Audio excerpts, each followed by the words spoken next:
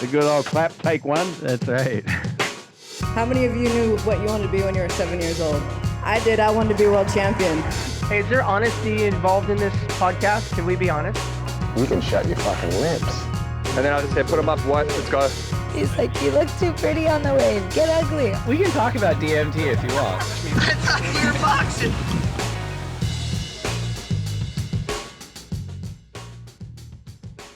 All right, we've got South Africa's Travis Logie, the Q Missioner, on the lineup today. Trav, thanks for joining us. Thanks, Davey. Finally, you got me on. I've been waiting for the call-up. Yeah. You're a hard guy to track down. But how are you doing today? Where are you today? Who are you hanging out with? I'm doing good, thanks. I'm actually in West Hollywood. Good old WeHo. And yeah, just cruising. Went for a quick surf this morning and back in the beast of LA. I'm glad you brought that up because my opening question for you is a direct one, which is El Porto the Durban of America in terms of wave quality? Jeez, that's a tough one because I don't want to disappoint my friends back home. And I don't want to say bad things about where I live now, but no, I guess it's consistent. It's really consistent, which is similar to back home, but Durban is just the land of the right-hander, off the piers, rip balls, and El Porto is not really any of that. I guess in the wintertime it can get insane, but for the most part it's pretty grindy, but it does the job, you know? That's not a definitive no. So I think all the El Porto locals should feel like right at home if they go to Durban. Well, I'm there every day pretty much, so it can't be that bad.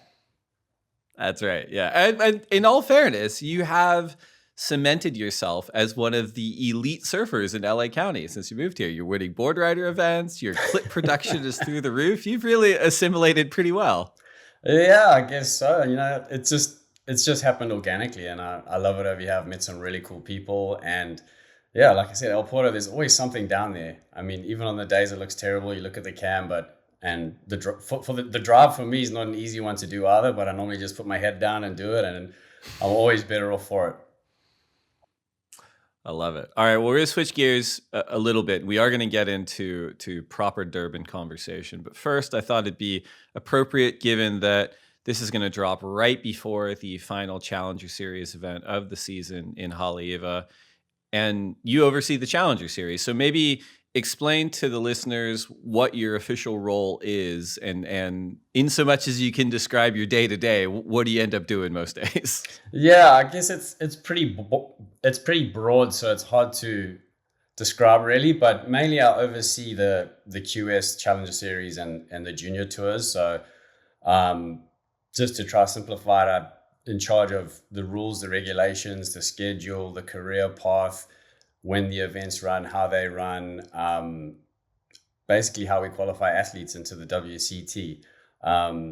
Very, very highline, quick look at what I do. And day to day is obviously dealing with a lot of the regions around the world. We've got 7 different regions and employees all over the world. So dealing with those guys, making sure everything's running smoothly, helping them out with their events and their athletes, and then dealing with the athletes. You know, we have thousands of members, and so communicating with them and keeping them up to speed and listening to their queries and concerns is a big part of what I do. And I think we could probably talk about this, but I'm going to screw the years up too. I'm going to say it was probably 2018, maybe, on the Gold Coast. And we had the Tours and Competition Commissioner's Office meeting. We're working through a bunch of formatting stuff, which we do pretty much every week. And we were given the task of what would, a playoff for the world title look like, or what would a single day event look like. And I don't know if this has been confirmed, but you were the one that came up with the Rip Curl WSL Finals format. And that really was like the beginning of a journey that brought us to 2021 through COVID and all this other stuff, but really unlocking that format and unlocking the thinking of who would be competing and how it would work provided that anchor point through which we reverse engineered pretty much the entire system, the championship tour, the Challenger Series, regional qualifying series. I guess my question is, on the day with our little poster boards on the Gold Coast, were you thinking like, oh yeah, this is going to work? And then, flash forward to lowers this season, were you like, I can't believe that worked?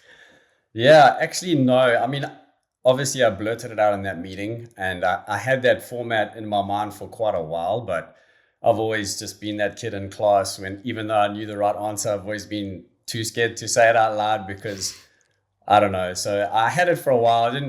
It was so radical and so different that I never really mentioned it to anybody, and I definitely didn't have it completely flushed out. But we had those 2 full days of meetings and boards everywhere and post-it notes everywhere, and the ultimate brainstorming 48 hours. And then we had Dirk came in, and just the way we would the problems he was describing to us and the solutions, that format just applied perfectly.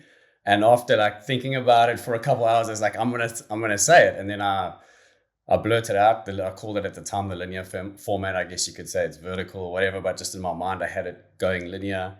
And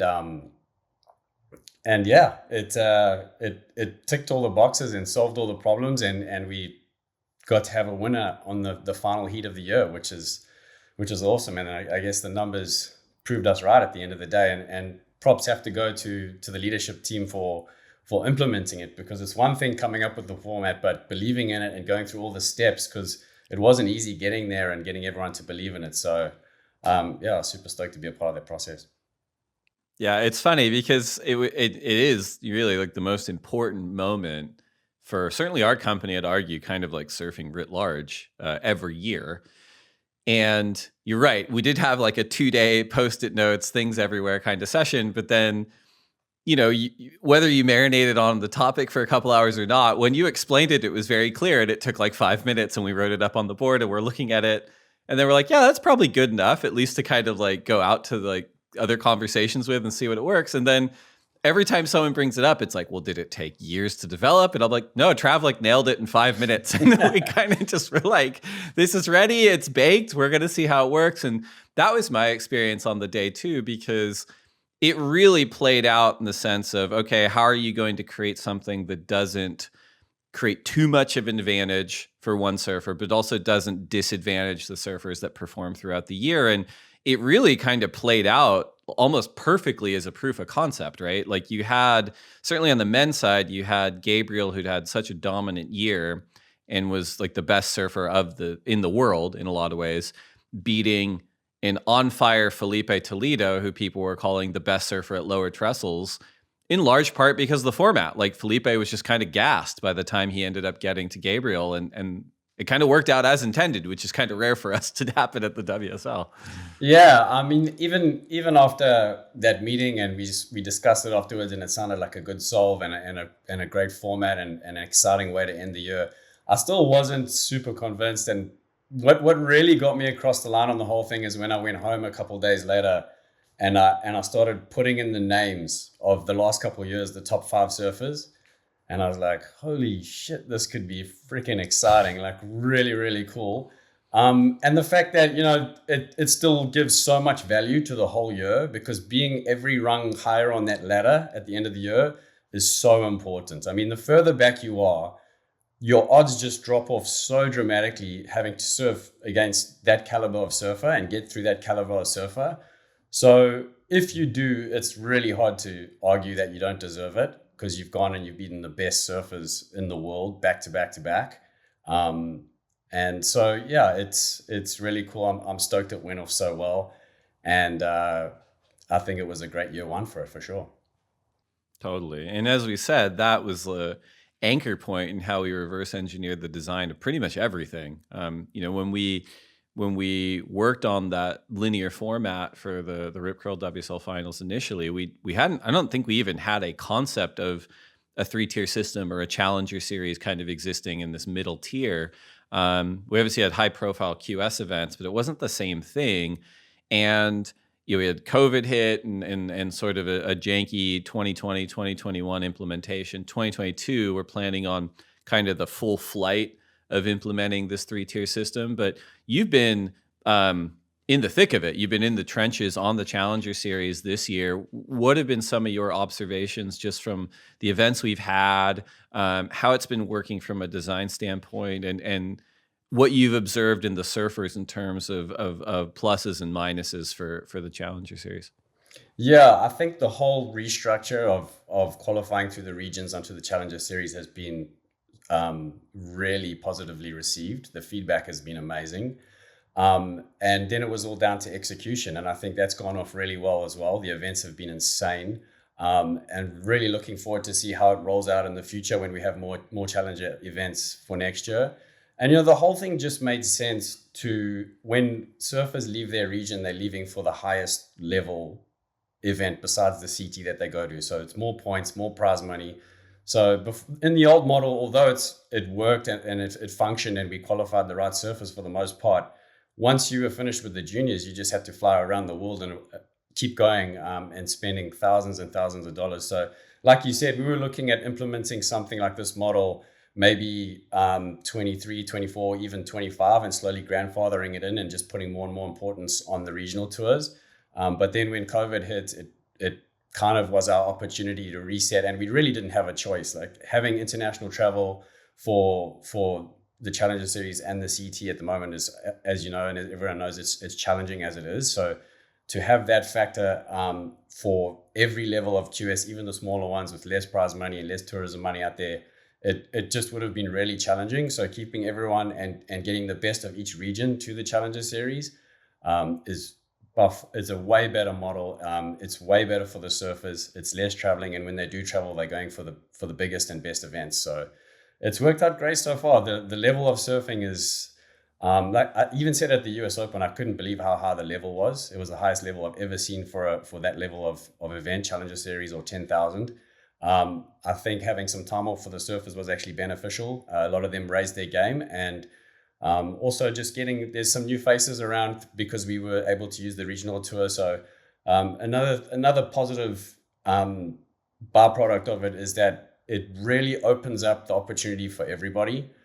You can go from 0 to on the CT pretty much in the same year, which it has happened only once. I think Ethan Ewan was the only person that managed to do that. Now it's way more likely, because like I said, you can come from your region and then go straight onto the Challenger Series, and then that's your shot. So yeah, it's really exciting. Have there been any surfers just through, I guess, the US Open, Ericeira, Hossegor so far, the men's or women's or both, that you've been surprised by or just you've been impressed by in terms of how they performed? Because you're really kind of on the front lines of who's next for qualifying for the championship tour. I'm wondering if anyone stood out to you in particular. Yeah, for sure. I think surprised me. I think Imai Kalani, he's always been a great surfer, but just what he's doing in heats, because he's always been an amazing free surfer, been a huge fan of his, but what he did in his heats at all the events was just next level. He's really stepped up, and really pumped to see him so high up in the ranking. So that could be a cool new face on the CT for next year if he seals the deal in Haleiwa. And then on the women's side, it wasn't so much of a surprise because I kind of saw them coming for a while, but that Hawaiian contingent of Gabriella Bryan, Luana Silva, and Betty Lou Sakura Johnson, those girls are on another level. Some of their performance. Betty Lou Sakura has probably had some of the best single heats I've ever seen in the women's side of surfing. She hasn't really strung together the consistency like the other two girls, but I'm sure when she does, she's going to bang out some huge results. But that little contingent's got a huge future ahead of them. I think that's one of the nice things about this 3-tier system. And even when we were having these initial conversations with the championship tour surfers earlier this year in June, and we were kind of confidentially taking them through, here's what the CT looks like, here's where the mid-year cutoff is, here's what the Challenger Series looks like, and you start talking about Snapper Rocks in May and Sydney and Bolito and US Open and Ericeira and Hossegor and Piha and Haleiwa, and so many of these venues are premium venues that have existed on the championship tour before. And the feedback from a lot of the CT surfers who were probably just thirsty to compete because they'd been sitting on their butts through COVID mostly, were like, oh, I'm going to do all 18 events. This sounds great. But But from a talent standpoint, a development standpoint, I think it's so critical because you are having to surf against better surfers on the Challenger Series, and you are having to surf at venues that more closely represent CT conditions in a lot of ways from a performance standpoint. So is that something that you'd agree with, in the sense of we could just be getting like sharper and better prepared classes of Challenger Series qualifiers for the championship tour than we did in the previous system, where you'd kind of come through and there could be, 100 events that you just did well at some of the venues, but not maybe some critical ones? 100%. I mean, even if you look at the Challenger Series events we just ran in Europe, it was probably the first time we've ever had at Challenger Series level or at QS 10,000 level where we had a full-on waiting period. So we were able to have multiple lay days, and thank goodness for that, because there were some really challenging forecasts. But when we did run, the waves were insane. Some of the best waves we've ever had for a Challenger Series. So that can only help us qualify the right people, the best surfers and the best waves. So they're proving themselves out there. They're getting the points, rather than, you definitely tend to get more surprises and more upsets when the wave quality drops. So, no excuses, I guess. I love it. And I think by the time this drops, we'll be on our way to the final stop in Haleiwa. You've competed out there quite a lot yourself in your own career. Any predictions on what to expect for fans, or any predictions on what to expect from the surfers? Yeah, it's going to be a wild one, I think. I was just having a look at the rankings, and almost every surfer in the event, both men's and women's, could qualify. So it's going to be crazy. It's going to come down to who performs. I'm really hoping we get some waves. It's a great time of year for Haleiwa, obviously. And it's all going to go down. Every heat's going to mean so much. So it's going to be one of the most exciting events, qualification events we've ever seen. I love it. Well, we're going to get a quick word in from our sponsors, and when we come back, we're going to dive into your professional career. So we'll be right back.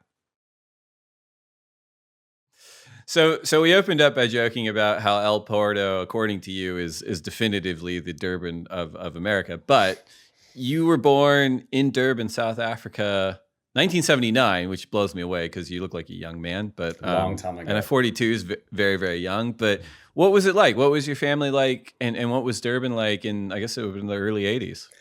Yeah, it was an interesting place to grow up. I mean, when you're that young, you're completely oblivious about all the stuff that's going on around you. Obviously, super unstable region and country. But growing up, I was obviously pretty sheltered. And I didn't even go to the beach, obviously I went to the beach with my family and stuff, but I never started surfing or had any interest in it till much later in life. So the first time I actually really started surfing was I got an early Christmas present, and I think I was 11, just about to turn 12 years old. So I started surfing really late, and it wasn't a thing growing up in my family. I only wanted to surf because my older brother was my hero. We used to travel around as a family, and he was a really good swimmer. He almost made the Olympics at one stage. So my whole childhood was traveling around the country, watching him winning swimming races. So he started surfing, and obviously I wanted to copy him, me and my little brother, and started surfing, pretty late, and then just got absolutely hooked on it, obviously. I remember the first time I actually stood up on a wave. I still remember it so vividly. I was like, oh, I'm screwed. I'm going to do this for the rest of my life. This is amazing. I started surfing relatively late, and then all through high school, I wasn't allowed to surf during the week. So I was only surfing on weekends all the way through high school. And then obviously I finished. Well, why was that? Why weren't you allowed to surf during the week Well, in high school? My parents obviously had work and stuff, and they wanted me to focus on high school, and we lived a little bit of a drive away from the beach. So it was just like the weekends off for surfing. And I started doing pretty well towards the latter years of high school. I won a few South African champs and Natal champs, which is the state that I lived in.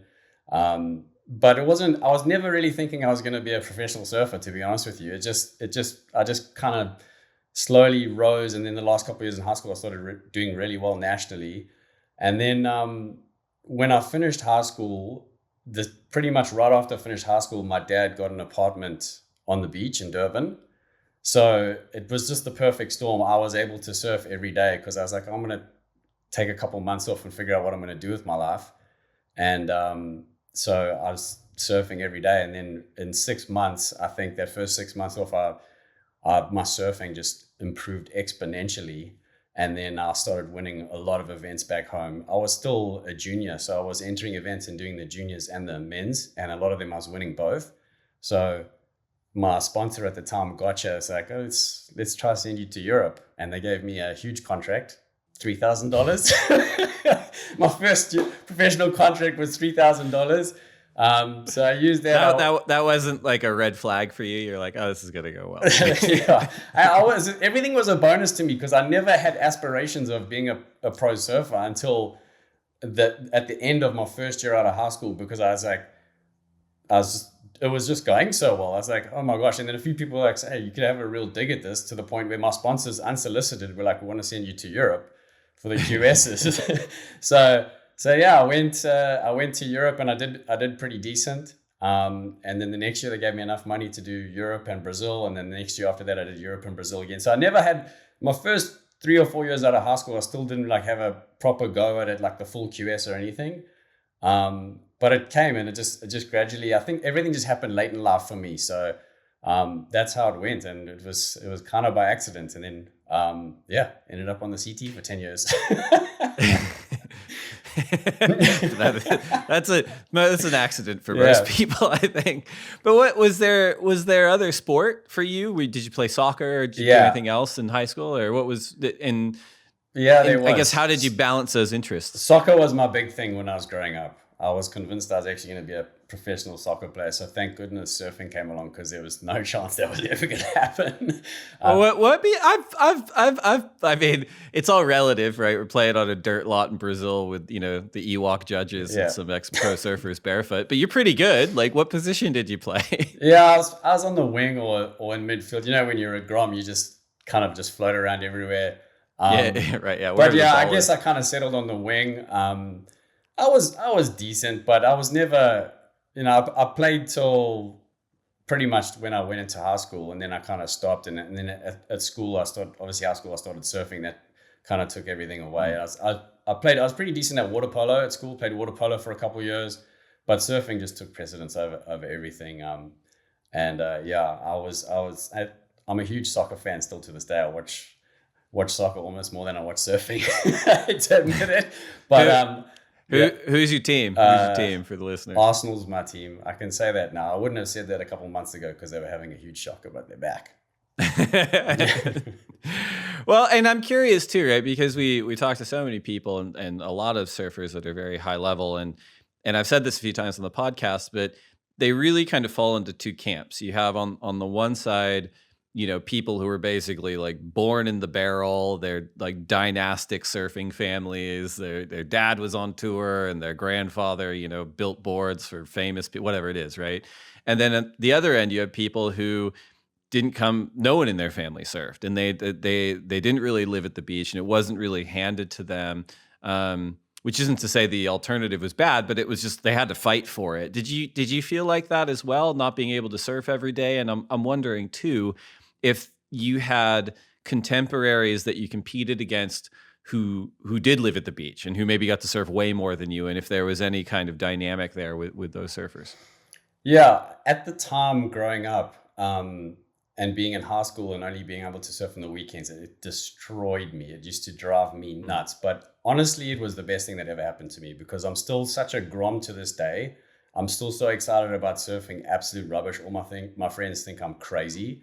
And I had friends, and some of my best friends still to this day, who were just spoiled for choice. They lived on the beach. They were surfing before school, after school, every day. And the novelty kind of wore off for them pretty early. And it still hasn't worn off for me, because I think because of those years, I haven't really taken it for granted. Obviously, there's days where I'm whinging like everybody else. But for the most part, I just remember those times where I couldn't go surf. And it was like, you can imagine being a young kid and you start doing well in events. All you want to do is be out there. And then a few of the guys I was competing against were dropping out of high school and doing homeschooling. So they were surfing even more. And that was hard to take because I wasn't able to do that. But, it all happens for a reason. I'm convinced that having to do that helped me in the end, because All those early mornings at Bells when it's freezing cold and you got to go for your warm-up surf, stuff like that. It was just a little bit easier to take, having dealt with all of that growing up, you know? Well, and I'm glad you brought that up too, because that's another phenomenon that you and I have to, not have to, but you and I really kind of observe and orbit in surfing right now, right? Which is the rise of homeschooling and really kind of the loss of surfers and young surfers in particular kind of going to public school and finishing high school and getting a degree or even kind of considering college. Like so many young surfers that we see come through the system right now are getting the variances for them to pull out of public school and do homeschooling so they can travel the world and train and surf whenever you want. And I'm curious, since you oversee like the development part of surfing, what your thoughts are on that. Yeah, look, I don't, it's not chemistry, right? Becoming a pro surfer and making it and being successful. There's not one formula to do it. I think as a parent, you have to figure out what's going to be right for your kids, and you got to know your child. If I think my parents knew if I started homeschooling, that was going to be it for school. I wasn't going to finish high school, so they knew let's keep him in high school, make sure he finishes, gets his degree or whatever. So you know, it works for some people, it doesn't work for others, and you just have to be careful because both are so important. I get it, like I lived it. It becomes your life. But both are super important. So if you can finish school and tick all those boxes and get an education and still manage to go to all the events, then that's obviously the best option, right? It is happening more and more. Obviously, the sport has exploded in the last 20 years, and there's a lot of endorsements and sponsorship money around. So the temptation is there to get the kids out early and just get them on the beach and get them surfing. And sometimes it works amazingly, and other times it's a missed opportunity to explore other stuff. Yeah. So you're out of high school. You unsolicited, your sponsors are saying, why don't you go do some QS events? And you're starting to do really well there. And then 2002, the ISA World Games comes to Durban and you win. You win the ISA World title at home. Walk us through your experience in I guess, learning that it was going to come to Durban in the first place. If you felt like you had an advantage because you'd surfed there so much and that is your spot. And then just what it was like to win. Yeah, that was huge for me. I'd been to a few ISA World Games as a junior, and then as an open, I went to Huntington Beach as a junior, and then to Portugal as an open in the open men's division. And I'd done all right, but when I heard they were coming to South Africa and to Durban and North Beach, like where I was surfing every single day, I was like, oh man, I have to win this event. And I probably almost put in more work into winning that event than I ever have.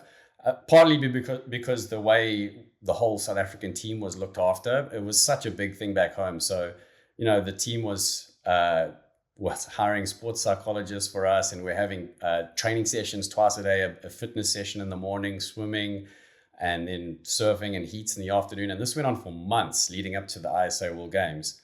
So, yeah, it was a great way to finish off, especially in the final.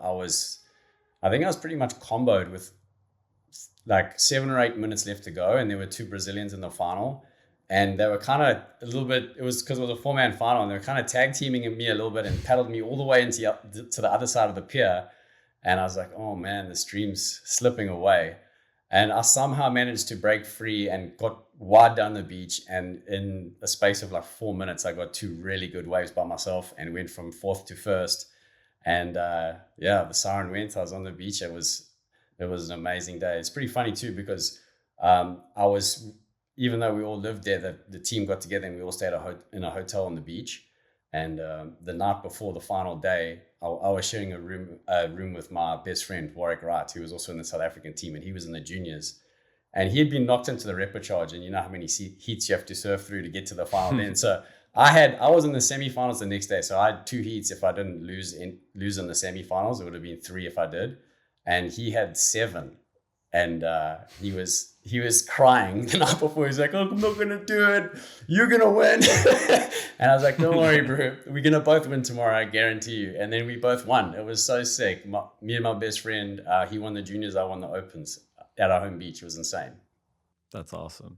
The note you had on being so well taken care of and the sports psychologist, and I'm sure throughout the, coming up on 5 decades of professional surfing, people have used sports psychs before, but I started about 16 years ago, and I don't know if anyone was using one at the time, and it was a pretty uncommon scene, and it's probably a lot more normalized now, and probably necessary for a lot of people that are trying to win CT events and win world titles. But I am curious in terms, and I think the listeners would be too, in terms of for surfing, what kind of stuff does a sports psychologist work with an athlete on? Or what did you guys work on? Because it's one thing to be really good at surfing. It's another thing to have the confidence that you can win. And just hearing you talk about it, where your intention is, I'm going to go win this event.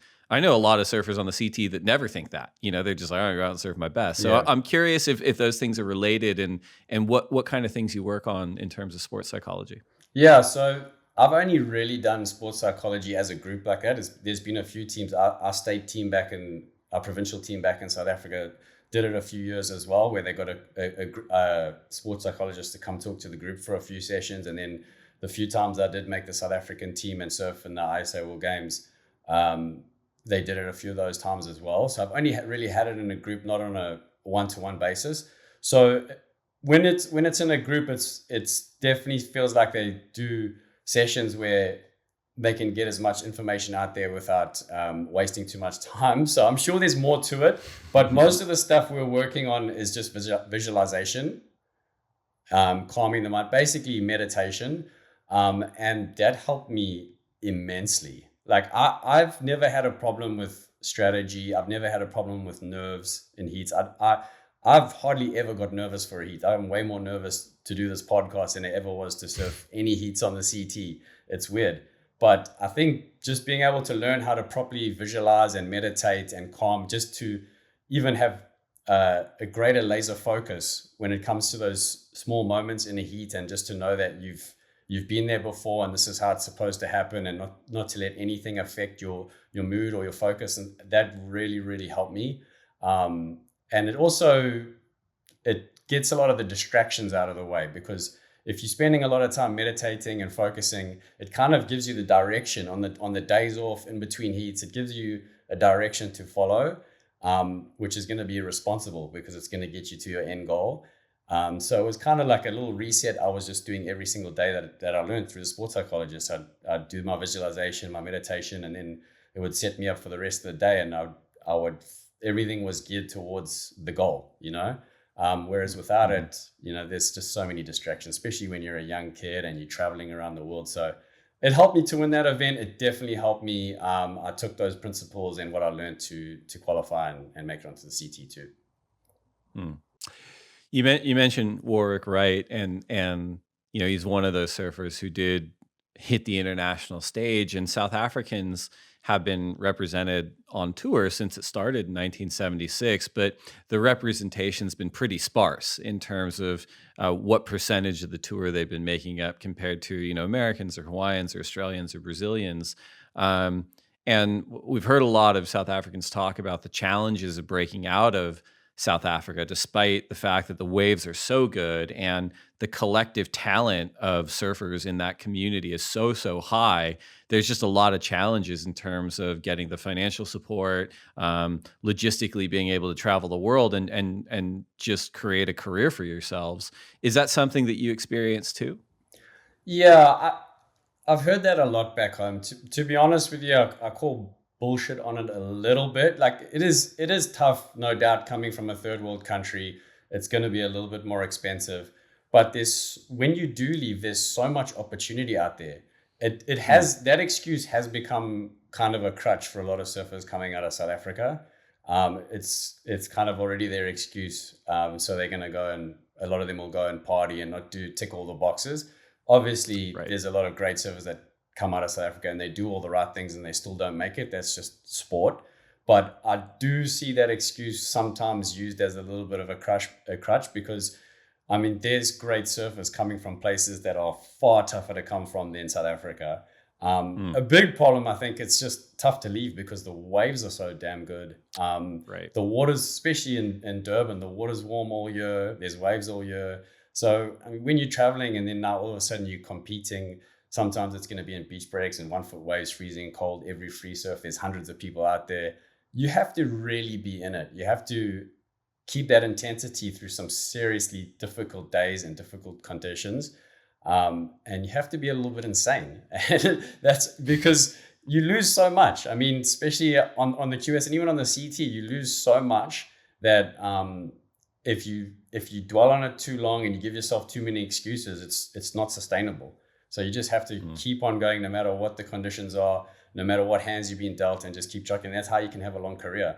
So yeah, it's definitely been used as a little crush. It's not 100% wrong because it's tough, but there's, like I said, there's surfers coming from way tougher regions and becoming world champions. So it's doable. Growing up in South Africa and surfing that coastline as much as you have, it's world famous for being very active sea life. We saw in 2015, the incident with Mick at Jeffreys Bay. I'm curious, if you've had many or any run-ins with sharks surfing in South Africa, and if so, you can tell us about it, and if so, and if not, what your kind of general attitude is towards surfing around those animals. Yeah, so in growing up in and around Durban, because we surf up and down the coast a lot, and there's some amazing waves, as you know, down around there, and there's no shark nets, so that you always feel the presence. I've never seen a shark or had a shark encounter in Durban or around Durban. My first real one was actually in Jeffreys Bay, down at the bottom of the point. There was no one. There was like 1 foot, and there was no one out there. And me and my buddy Simon Nicholson were about to jump off the rocks, and there was a little. Well, actually, I just jumped off the rocks and I was paddling out. He was about to jump off the rocks, and as I got out to the back, there was a seagull floating in the water about 10 meters away from me. And I was just staring at the seagull, and all of a sudden a shark just came and smashed it, and it exploded into 1,000 feathers right in front of me. And I was like, oh my God. You've never seen anyone paddle that fast in your life. I was probably levitating on the way in over the rocks and in. And that was my first ever trip to J-Bay. It was my second day there, and I was there for another week and I didn't surf. I was so rattled. But that's the only shark encounter I've had in ever, and that was at J-Bay. So I guess I've been lucky, touch wood. Nothing since then. And back home, I guess you just become used to your surroundings. A lot of people come from overseas. They come and compete or come and surf around South Africa, and it's obviously because of the reputation it has. It kind of freaks them out, and they struggle to just be in the moment and enjoy. But, we're just so used to it, it just becomes daily life. But yeah, not that many encounters, to be honest with you. Well, and you still had to go back to J-Bay at some point and surf again. And I always think of that with Mick and the whole idea that, after the incident in 2015 and all I'm sure he would confide that the incident itself wasn't as bad as sort of the media sort of scrum and the media kind of feeding frenzy, for lack of a better phrase, that happened after the fact. But then he kind of secretly went there before the event in 2016 and went there by himself to kind of surf the wave again. And then, sort of a tall tale or mythologizing the act, but ended up winning the event, in 2016, which is incredible. But yeah, I mean, you eventually had to go back to J-Bay and had to paddle back out. I'm sure it was on your mind. Yeah, I mean, I actually often think about that because that's pretty crazy that Mick went back. I think I was just really lucky that it happened so young and it was so early in my surfing days. I think I'd been surfing for 2 or 3 years when it happened. So, when you're young and you get over things really quickly and you forget things really quickly. I think if that same incident had happened in my adult life, I don't know if I would have bounced back that quickly. Sorry. I don't know if I would have been back there the next year surfing uncrowded J-Bay. But yeah, it's pretty crazy that Mick came back and won. So cool. Yeah. Going back to your ISA win, did that You said it. You said it was a big deal. Did that change things for you with your sponsors or with your career aspirations? Did people kind of start supporting you, if not more financially, just a little bit more intentionally? Of like, you're going to be our guy. Like, you're going to do the QS and you're going to qualify and you're going to be the next South African on tour. Oh, it's funny you asked that because it was actually kind of my comeback, and it was like because just over a year before that, I got told by two different orthopedic surgeons that I was never going to surf again because they said I had like really, really bad chondromalacia of my knees, and because my knees just all of a sudden out of nowhere swelled up. I say all of a sudden out of nowhere. I was playing indoor soccer twice a week, soccer on the weekends, which don't tell my sponsors, they'd be angry. So my knees, just especially my right knee, got really, really bad and just swelled up, and the swelling would not go down. And I had scan after scan after scan, and it wasn't showing anything drastic. So they just assumed that it was not tracking right, and because it wasn't tracking right, I'd get all this really bad swelling to the point I couldn't straighten or bend my knee. I had like a few degrees movement. So I was going to all these specialists, and they were like, well, you can't have surgery on this. You have to work on the muscle and get the muscle right. So I spent, almost a year trying to get my muscle right so my kneecap would track properly so I wouldn't have this swelling issue. And like I said, two different orthopedic surgeons told me I'd probably never surf again. And if I did, I'd have to use these huge braces that keep your kneecap in place. And I tried to surf with those, and I just burst into tears on the beach after trying to surf with those things. It was impossible. So I thought my career was over, and then And you're at 22 at this point? Yeah, I was like 20. I was like 20, 21. Yeah. And then I just signed on my first like proper pro deal with Quiksilver. I moved over to Quiksilver, and they gave me a great deal to go on the QS and be their guy back home. And right after that happened, my knees went. And I was like, oh, that's it, I guess. But I went and saw a bunch of different specialists. Eventually, the one guy just told me, he's like, I just want you to go and surf. Because just surf through the pain. I don't care. Just go. They can't get any worse. And so I was like, I guess you're right. So I went and I just surfed through the pain for a couple of weeks. And it was crazy. Like all of a sudden the swelling started going down, and I've got my knees back, and I did a few QSs and stuff before that event, but no one really believed that I was 100% back because the news got out and everybody heard what I'd been told. And then the world, I managed to get into the team, the SA team through the trials, and the World Games came around, and I won that. And I won it with a pretty good performance too, so people could see that I was back. So it was a huge moment for me. And then everybody was kind of backing me again after that. Yeah. There's so many people. I mean, we can talk about athletes and surfers in particular, but I think kind of everyone, when they end up having a really threatening injury or something like that, they end up focusing on their body so much more after that. You can look at, not to keep using Mick Fanning, but he comes up a lot, but Mick's hamstring injury, and you compare Mick Fanning before that injury to Mick Fanning after that injury, and how focused he was on his body and performance and awareness. And is that something that happened to you as well? Because again, going back to at 42, you're still probably the best surfer I've ever seen in the wave pool at Surf Ranch, and that's not being hyperbolic. Like, that's just the truth. I think you should have been competing in the Olympics, no question. You're an incredibly fit guy. Did that kind of injury do anything for you in terms of how you took care of your body? 100%. Just going back to taking things for granted. After that happened, I was like, I'm never going to take my health for granted again. And just being able to surf and being healthy and just ticking all the right boxes and making sure I'm doing all the right stuff to have a lengthy, sustainable career. And also, I was even back then thinking about after my career, I want to be healthy and fit, and it had quite a profound effect on me. And I definitely got way more into stretching, eating healthier. When I look back then, it was quite a profound shift to what I was doing, but even compared to what I know now, it's still nothing. Like, I've learned so much more even after I've retired, and that's why I think I'm in arguably the best shape of my life now, just because I've just through educating, I just take everything in like a sponge, and I'm willing to try everything once, all the different fads, nutrition, diets, all this, yoga, Pilates, you know what I mean? I try everything once at least and see whatever works for me. So at the moment, surfing a bunch and stretching is working out just fine. It's a little bit like that Simpsons episode where they find out that Ned Flanders is 65 and everyone's like, what? And he's like, well, there's just no red meat and no alcohol and no sugar. And everyone's like, oh, okay. kind of thing. But it makes sense. A lot of truth to that. Yeah. Yeah, that makes sense.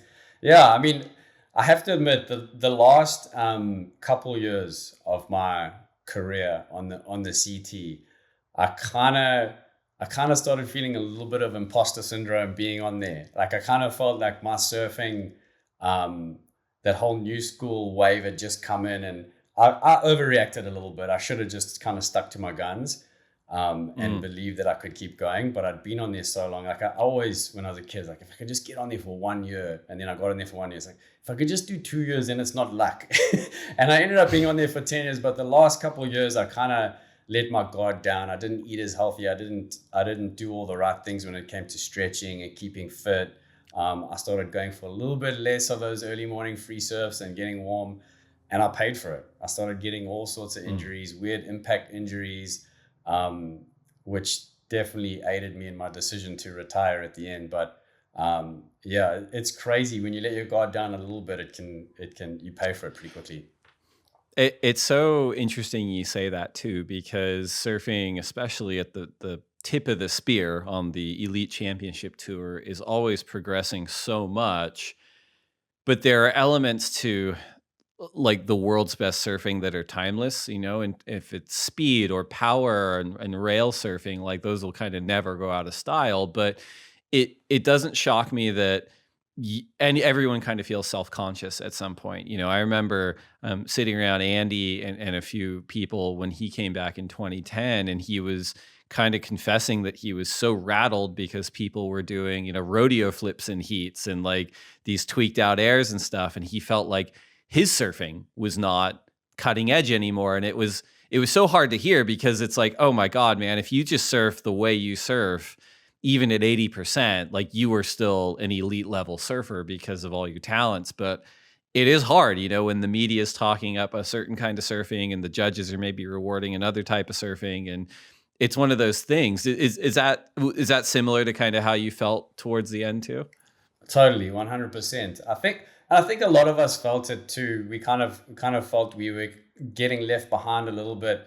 I do think it was compounded a little bit because I think the judging kind of overcorrected a little bit too much during that period of time, because they weren't rewarding the progressive stuff for a while like they should be, and then I felt like they did it, overcompensated and did it a little bit too much, and I think that rattled a lot of us. It got into a lot of our heads, and in hindsight, we probably should have just stuck to our guns, because they were always still rewarding that power surfing. I mean, Mick won multiple world titles, Joel won multiple world titles, and they weren't really doing rodeo flips and full rotators all the time. So it was there. The points were there. I'd imagine too, joining the Quiksilver team, I think you said early oddies, like 2001, 2002, around then, but you were on that team for a while, right? Over a decade at least. And being a teammate with the likes of Kelly Slater or the likes of Freddie Patacia or Dane Reynolds and all these sort of elite level surfers, and you were amongst them. That must have been a cool team to be a part of. Oh, it was so fun. We had the best time, our little crew that we had. Yeah, it was Tiago, Jeremy, Freddie, Dane was on there for a few years. Obviously Kelly, and Belly would look after us. And those were the golden years, you know, when the Quiksilver would get us a big mansion somewhere, and if they'd fly in a chef, and we really got the treatment. It was really cool, and we had such a really cool supportive group going around together. So I've had very fond memories of those years for sure.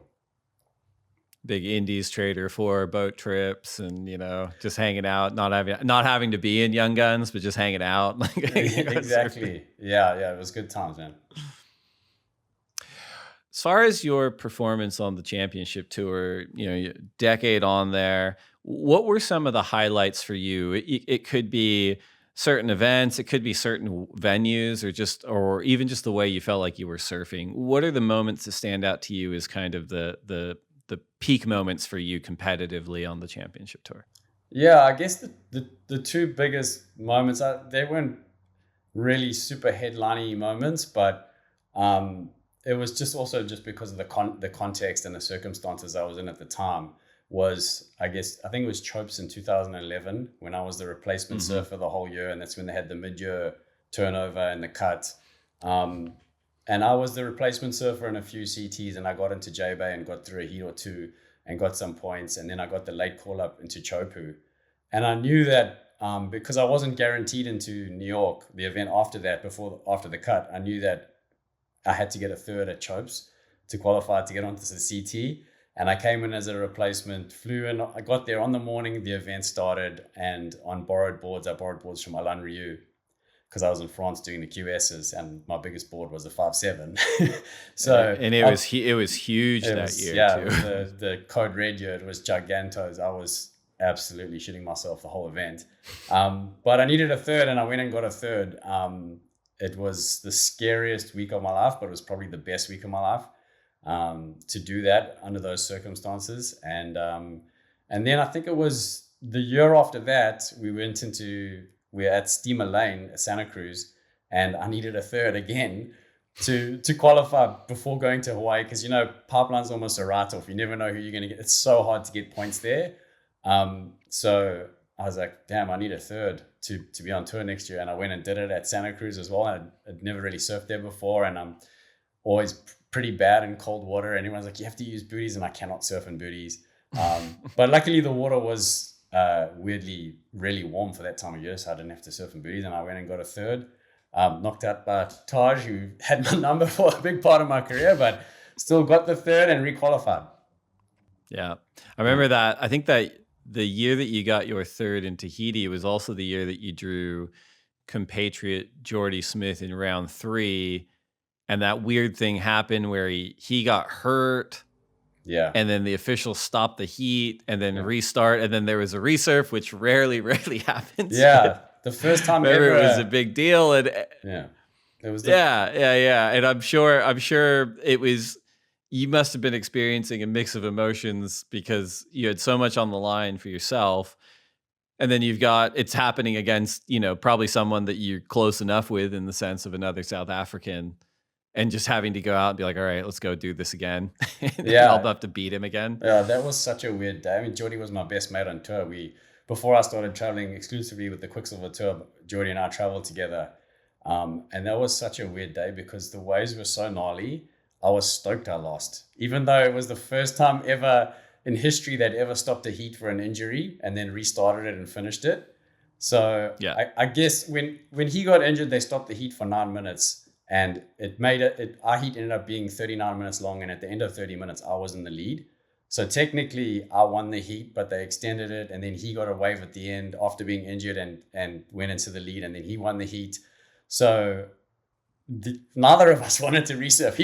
He thought he had won, and I thought, hey, after 30 minutes, I was in the lead, so I should have won. But I was like, it's all good. And I also, in that heat, climbing onto the jet ski driver pulled off before I got my other hand on. So I was holding on with just one hand on the rope, and the jet ski driver pulled off, and my shoulder went out. So I was like, oh, my shoulder's done. I'm just going to chill. You're good, Jordy. It's fine. But I probably should have been in the next round. It's all good though, because I was so scared. But then Kelly was like, no, come with me. And he puts me on the ski and he drives me to the dock, and he's like, whatever you put in my foot that one year, put it in the shoulder. And I was like, well, Kelly's a nice guy. He's looking after me. And then I realized Kelly and Jordy were 1 and 2 in the world at that time. Resurf. Anyway, I guess we had to resurf the heat, which was the right thing to do at the end of the day. And we both paddled out there, and we were just looking at my shoulder was a wreck, and his ribs were all torn up. He had like torn his muscles and his cartilage in between his ribs. And we were surfing the scariest waves of our lives. So we're kind of laughing, but also kind of like just terrified. And it was super low scoring, but I got him that heat and then end up making it to the semis and requalify. But it was just a crazy event. In your 10 years on tour, 2005 through 2014, your ranking hovered sort of in the 20s, mostly the whole time. And that was for a long time, that was middle of the pack because there were 45 surfers on the men's tour before the field reduction. When you were on tour and in at that kind of level, did your goals change? Like, were you frustrated that you weren't breaking into the teens or into the top 10? Did you feel like you were surfing as well as you could? Was there a world title, on your mirror that you wrote down and said, this is my goal? I'm curious to understand what your thought process was in terms of career success on the championship tour throughout the decade. Yeah, I got super frustrated actually, because I just wanted to see progression. I was never like, I'm going to be world champ this year. I maybe would have got there if I saw the progression. And I showed signs through my career. Like in 2007 at the halfway mark, I was in the top 10 and then I got injured and missed the rest of the year. So that could have been a really promising year. 2006, actually, I think I finished in the low 20s as well. And I surfed, although I didn't miss any events, I surfed a bunch of those events with a dislocated big toe. So I probably could have got through a bunch more heats than I did for half of that year. And so there's definitely a few points I left out there in my career, unfortunately, but I definitely felt a lot of frustration, especially the back half of my career on the CT, that I was just kind of always in that same spot and just on the bubble the whole time, which was a bit of a stress and also it meant a lot more traveling because I was doing the QS as well on a few of those years. So yeah, it was tough to take, but then at the same time, I always did feel very grateful to be doing what I was doing, especially having the upbringing I had, starting surfing so late. I always try to put things into perspective and go, although I'm bummed I'm not getting to where I want to go and what feels right. I mean, like what I've done, I feel like I've overachieved massively. So it was a weird mixed emotions kind of thing. Yeah. And I mean, the CT is so interesting to me because every surfer on there, or more or less surfer on there from the time they're very little, has basically been told you're gonna be world champ, and so few of them ever even put a competitive singlet on, let alone do well enough on the QS, let alone even make the CT, let alone even survive on the CT for a year. So I think it is all relative and about that perspective. And having done what you did for a decade and the performances you put in and the moments that you had is priceless, and it's super impressive. And the fact that you're still, I would say this, like for maybe the judging shifting in a certain direction for a few years, I'd actually think that the judging would reward your surfing today at 42 maybe better than it did 10 years ago, which is interesting to me. But also the decision for you to step away from full-time competition, how did that come about for you, and what were the steps you took to say, okay, yep, I'm not doing this anymore? And what was your plan post full-time competition? Yeah, so I knew it was I was getting kind of towards the end when I wasn't stoked when I won heats. Like I didn't get that same feeling of happiness and euphoria like after winning a heat. But I was still getting devastated after I lost heats. So it was kind of just lose-lose. And I was just going from event to event to event. And even when I did really well, I just wasn't that happy. Like I think I just run its course. I realized I wasn't going to win a world title. I realized I wasn't going to break into the top 10. And like I said before, I had this kind of weird imposter syndrome feeling where I didn't feel like I deserved to be on there. In hindsight, I know that's all nonsense, and I probably should have it's the best career in the world. I probably should have just put my head down. But at the time, that's what it was. So yeah, a big part of that was just how I was feeling, whether I was winning or losing heats. And then on top of that, I'd kind of decided I was probably going to be my last year on tour, probably midway through that last year, which was 2014. And then about a month after that, I got to France, and Paul Speaker, who was the CEO of WSL at the time, just approached me unsolicited and said, "Hey, when you decide to hang up your boots, whenever that is, there's always a spot for you at WSL. We want you to come on board and help KP out." So and I was like, "Oh, that could be a pretty cool gig to look into."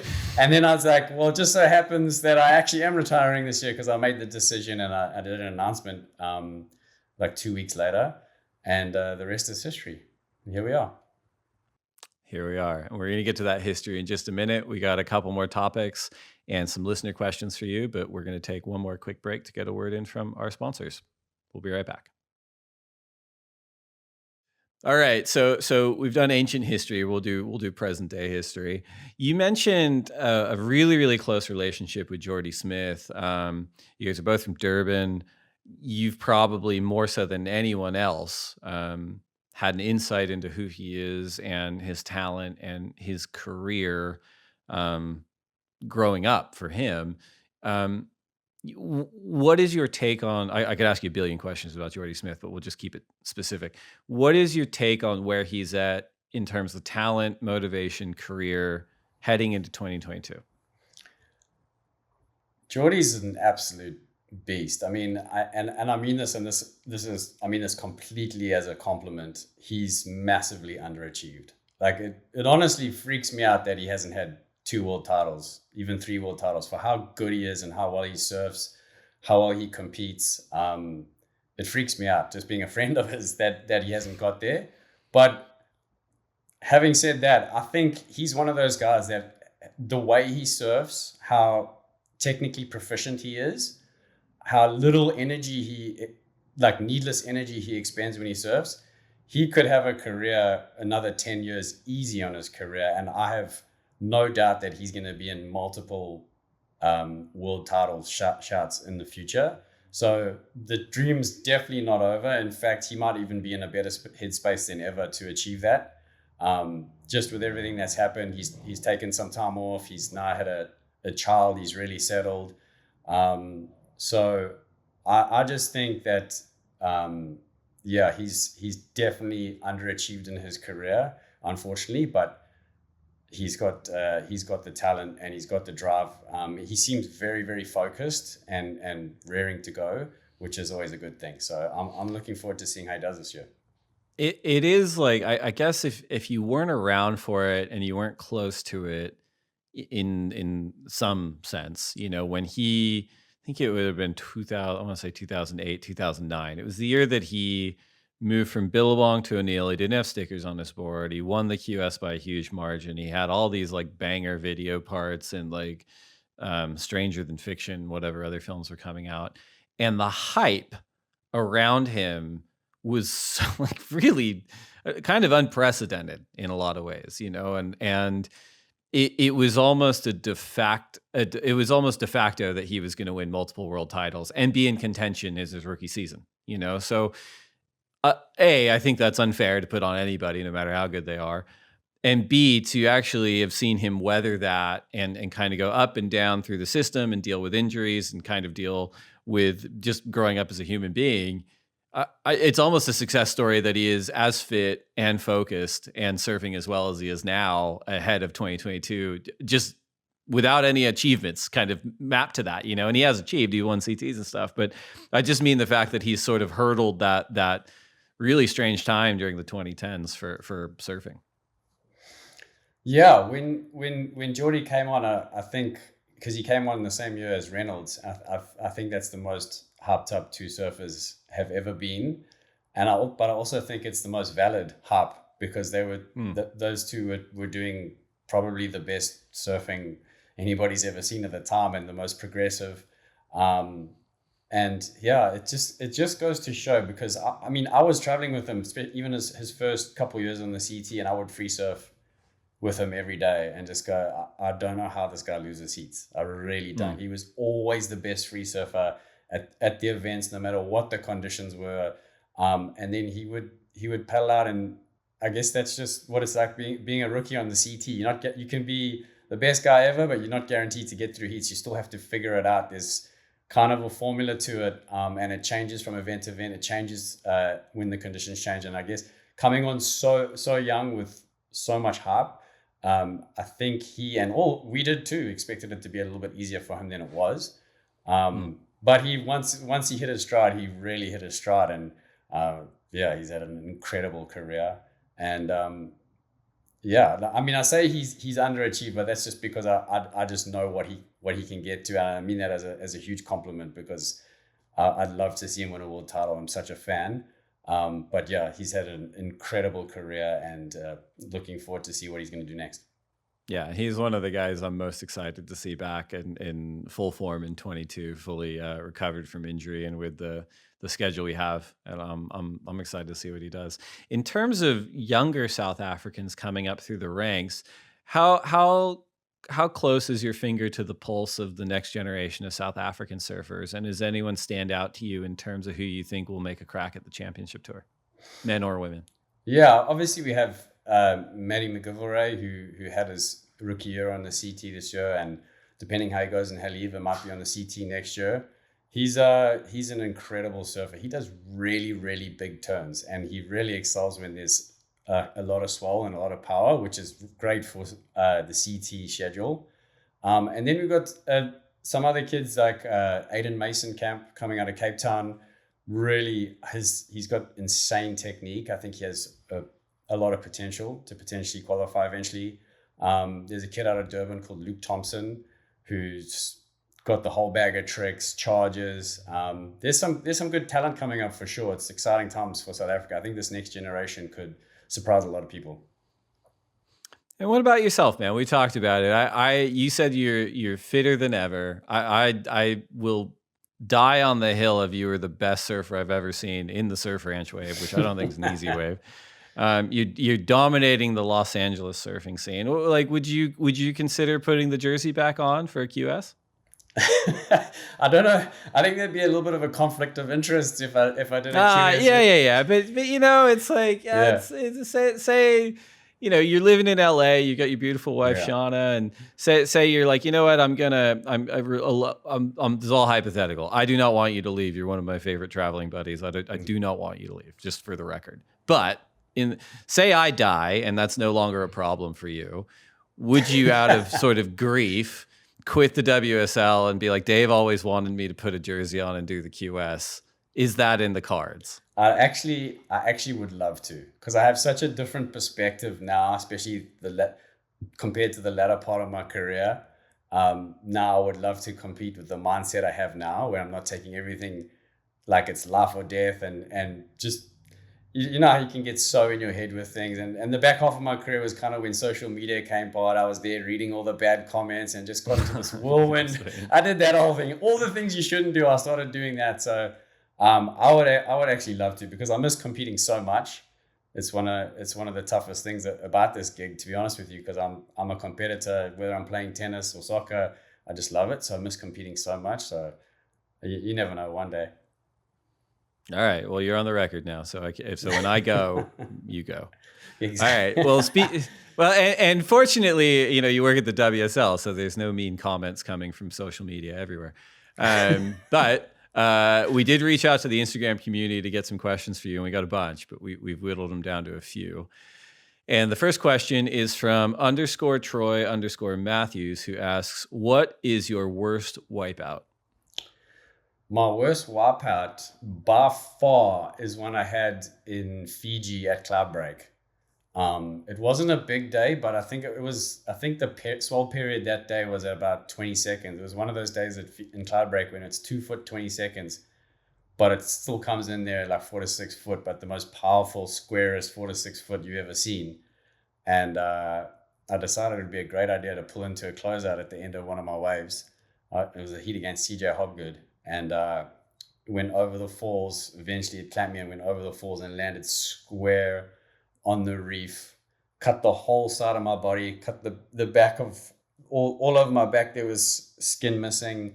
All of my elbows, the skin was all gone. I hit my head on the reef and I blacked out for a second. Still went on to lose the heat just to rub salt in all my wounds. And then flew back to LA that night and got staph infection the next day, got hospitalized, and I had to spend a day with all these RVs with antibiotics going in my body. And there was a nurse that spent hours and hours and hours picking coral out of my body. I just had pieces of coral everywhere. So that was a fun wipeout. Clear front runner for worst. Yeah, nothing really comes close to that one.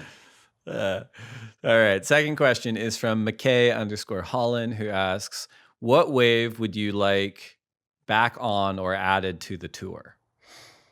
Hmm. So I guess it could be one we've had before or one that we've never had, and you can add it to the CT. Yeah, that's a good one. You know what? This is going to be out of left field, and because it was such a crazy wave, it's weird and wonderful. But that wave in Chile, Arica, it was, and I'm going to be honest, I didn't enjoy competing there, but watching it was insane. It was just so unpredictable and so heavy, but the rewards and the payoff was just amazing. Like the barrels, Andy won, I think Andy won that event. Maybe he had Bobby in the final. It was just incredible, and it's just so different to anything else out there that I think it would be a cool wave to watch. It was. I remember I was there at that event, and I'll tell this story because it's worth telling. But before we had a commissioner's office, the decision to whether we ran events or not during the window was a 3-person sort of tribunal, and it was the surfers rep, it was the event organizer, and it was the head judge. And this was the Rip Curl Pro Search Eureka, I want to say 2007 maybe. And the head judge is Perry Hatchett. The event organizer was Neil Ridgway, and the surfers rep was Phil McDonald. And it was huge every day. Every day I would get there early because it's set up and watch these like crazy waves blasting the reef, and no one was surfing. No one was free surfing every morning. It was basically like, it was a weird group of people. It was Josh Kerr, Ramon Navarro, Luke Monroe, and Chris Ward were the only people I ever saw free surf before the call. And every day it was, whatever it was, what we're going to call it, 8 to 12 feet, 15 feet, I don't know. And Neil Ridgway would be saying, "It's pumping. It's the world's best surfers. Get out there." And Phil McDonald would be like, "No way. It's too dangerous. We're not going. It's way too dangerous." Because what people probably, if you go back and watch, it's basically like it's on an urchin encrusted slab, and there's not like a keyhole or a channel. Like to get in, you basically have to bounce off the slab and be caught by the lifeguards. It's so heavy. And the urchins there are next level. Like this big. Yeah, and it's like, so gnarly. Adriano went to the hospital. Royd and Bryson went to the hospital. Everyone got messed up. But this went on like this little pageant every morning with Neil saying, "It's pumping. You're the world's best surfers. Get out there." Phil McDonald saying, "No way, it's too dangerous." And Perry Hatchett siding with the surfers and going like, "Yeah, it's too dangerous." And then on whatever day it was, the fifth day or the 6th day or whatever, it's exactly the same. It's maybe even a little bit bigger. Neil says his part. Phil says his part. And Perry finally goes, "It's not getting any smaller. We're running out of time. So you guys can get out there." Like, that was an insane event. Good watch. Good viewing though. Yeah. Selfishly as a fan, I'd like to watch it. Competing in it was scary though. Those urchins freaked me out. Final question from the Instagram community. Celebrity question. This is from Elo_Eric Logan, who asks, "When is the tennis death match with Elo? Brew is ducking me." I told him I carry my tennis racket around with me like a sword. I'm ready to whip it out at any time. So I'm ready. I'm always ready. Gunfighter. Okay, well, we'll definitely check that out. Thanks to the Instagram community. You can always find us at the Lineup Pod on Twitter and Instagram. We do our best to respond to everybody. Final segment. It is now time for the lightning round presented by Michelob Ultra Pure Gold. These are 10 questions. Answer as fast as you can. Alrighty. If you could only have one board set up for the rest of your life, single fin, twin fin, thruster, quad bonzer, or finless, which would you choose? Thruster. Coffee or tea? Coffee. Burrito or pizza? Pizza. Last book you read? Ooh. Lance Armstrong's book, whatever that was called. Not about the bike. Yeah. Best surf film ever? Pump. Billabong Pump. One wave you never have to go back to? I'm trying to think. For me personally, Bells. I just could not surf that wave. If you only get to surf one wave for the rest of your life? New Pier, Durban. Best person to share the lineup with? My brothers. Worst person to share the lineup with? Dave Prodan. It's the first time anyone's ever said that. Finish this sentence. I will next achieve a state of happiness by. I will next achieve a state of happiness by waking up tomorrow morning and going surfing in Porto. Travis Logie, thank you so much for joining us on the lineup. Thanks for being my friend. And I'll do better in the lineup with you. Love you, bro. Thanks. Love you too. Thanks, buddy.